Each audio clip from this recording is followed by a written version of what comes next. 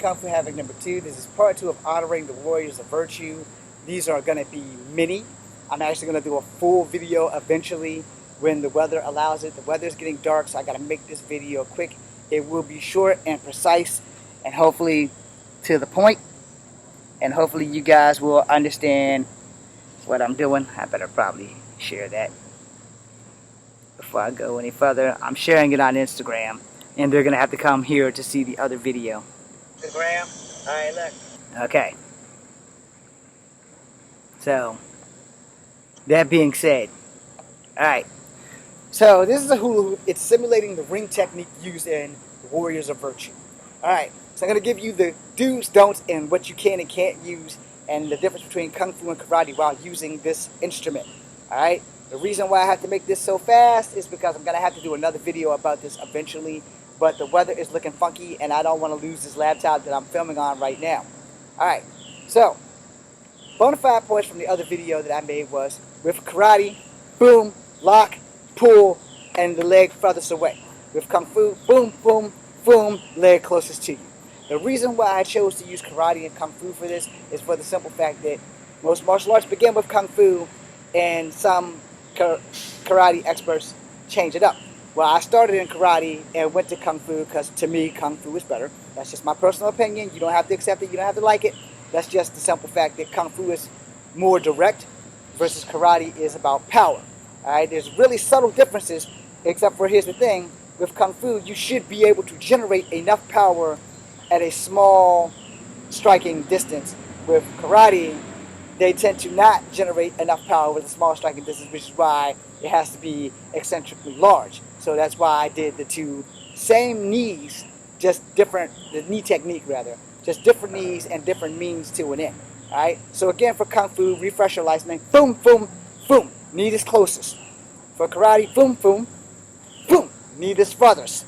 Now, you can go on from there because if the person is still conscious, you know, you can lock this around them. So it's like here and your arm will be in between. And yeah, try to hold them there so that they can't breathe. I know that's probably too early for that, but it's the simple fact that if your opponent can't breathe, your opponent can't hurt you. I've been saying this long before the George Floyd thing. Go check my videos. I apologize profusely if I have offended anybody with the I can't breathe statement. But the point of the matter is, to stop a fight, your opponent needs to not be conscious or not be breathing. I prefer them to not be conscious, but the cleanest way to make somebody unconscious is to stop them from breathing.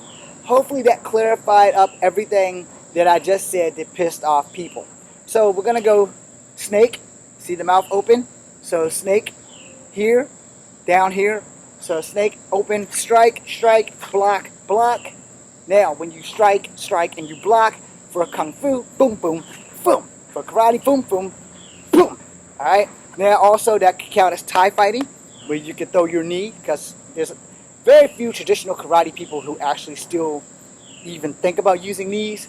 There are very new age Karate people who just incorporate the Taekwondo or the Thai fighting knee in it. Yes, Taekwondo has knees. At least when I was learning under Master Ennis, Taekwondo did have some knees. Alright? I thought they were pointless, but hey, whatever works in a fight, you use it. Alright? So, now for crane. So here, proper crane technique, because you're here. So strike, here, here, here, there, boom. These are also strikes and blocks, so you can count that as kind of Kempo. I smell shit somewhere, so I'm hoping I'm not stepping all in it. Anyway, so when you're rolling, this is good training for your reflexes.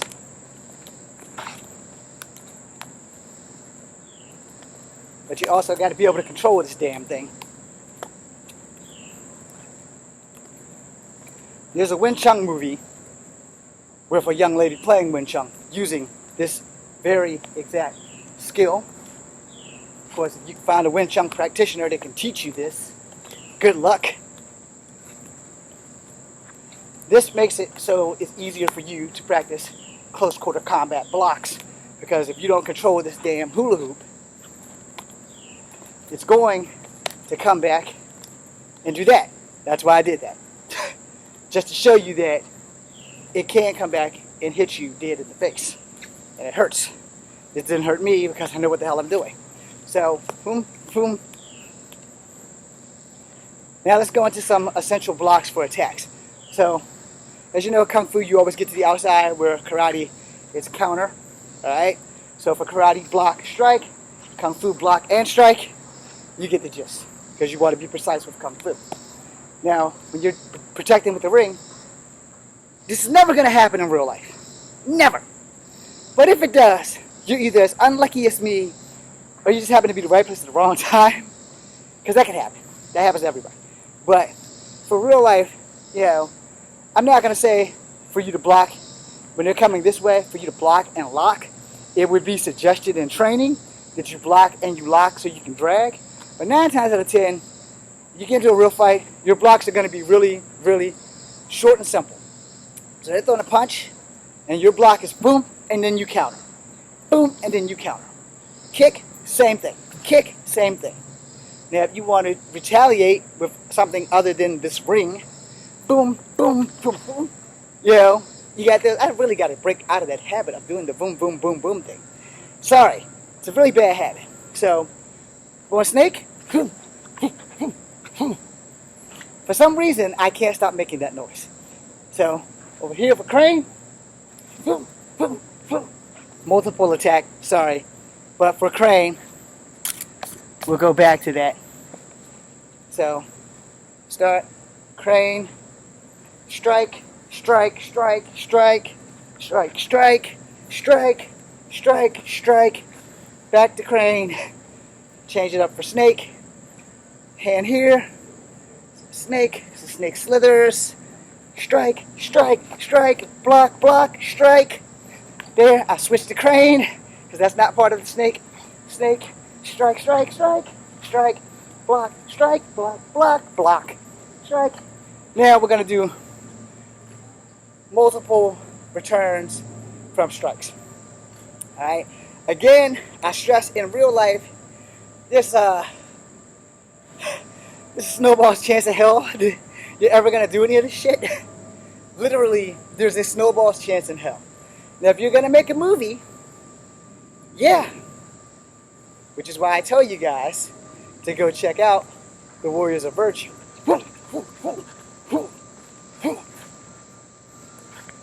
Thought I was just going to keep talking, right? But anyway, you have to understand, that's a block. There's a reason why there's a block. You block like that with the 3 section. You block like that with damn near everything. So, strike, the guy behind you, there, there. Guy over there, guy over there. See how my transitions was going great until I decided to show off. So, boom, boom, boom. Lost it again. Now you see why I say there's a slim chance in your real life that you will ever have to do that. Ever.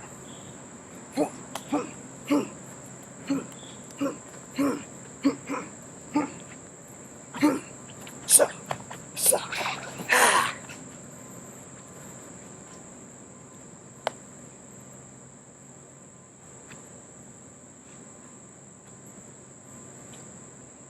Now, in the event that you need to train, I recommend Ghost Man training for one reason and one reason only. It heightens your awareness. Why did this also have a Ghost Man training involved?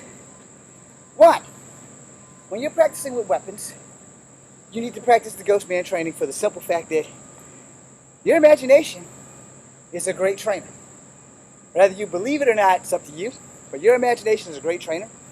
Since I was a kid, since I started learning martial arts, one of my senseis always told me, when you go home and train, do Ghost Man training.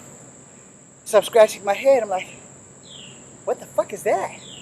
It's like, okay, let me break it down to you. You like comic books? Have supervillains attack you. It's like, but comic books and supervillains, they don't really go hand in hand with Kung Fu. He said, actually, they do. Because if you're going to train a child, and the child has a hell of an imagination, and the child doesn't understand how Ghost Man training works, rule number 1, teach the children to use their imagination for Ghost Man training. So let's say you like Thundercats, but you want to be the bad guy. So you start fighting the Thundercats. So you like the bad guys, you want to protect the bad guys from the Thundercats. So that's what you're doing. Then you can reverse that where you're the Thundercat and you're fighting the bad guys. The funny thing is Thundercats don't have the ring. So you should probably use another analogy. So that being said, you can be any superhero on the planet and incorporate the ring. Problem is, the majority of superheroes have never stepped foot in the dojo in any of them except for Batman. Alright? You know Batman has studied every martial art on the planet. Alright? We can't say that about Spider-Man and other DC comic characters. Captain America was a soldier, so he's got specialized military training. That shit does exist. But, you know, it's debatable. So your Ghostman tactics is that you have however many Ghostmen you think you can handle attack you from different angles. Guys coming from the left and the right. You know, Ghostman. Simple as that. There's nobody really here. It would work better if I actually had real opponents, but, you know, from the left and from the right. Yeah, I totally screwed that up. What I was trying to do was, guys coming from the left and the right. So, I don't know who's coming first.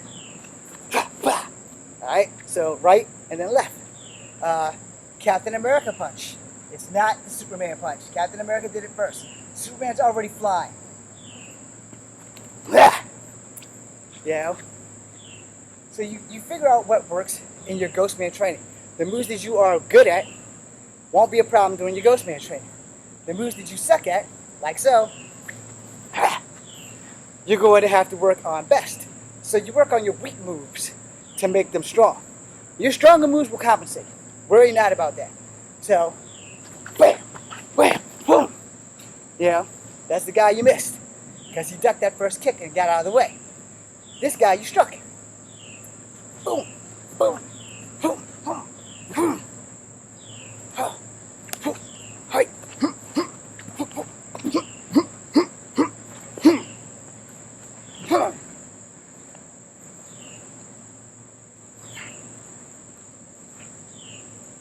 Now it's back behind my back. First mistake was when I got it there. So to recover, that's a block. That's a strike. That's a strike. And there, I overstepped. That's why I was so close to the camera. So when you're doing your training,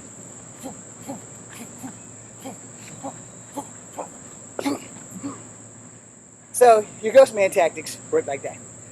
Now you pick up your weapon, you incorporate that into your thing. God, is that doo-doo I've been standing on?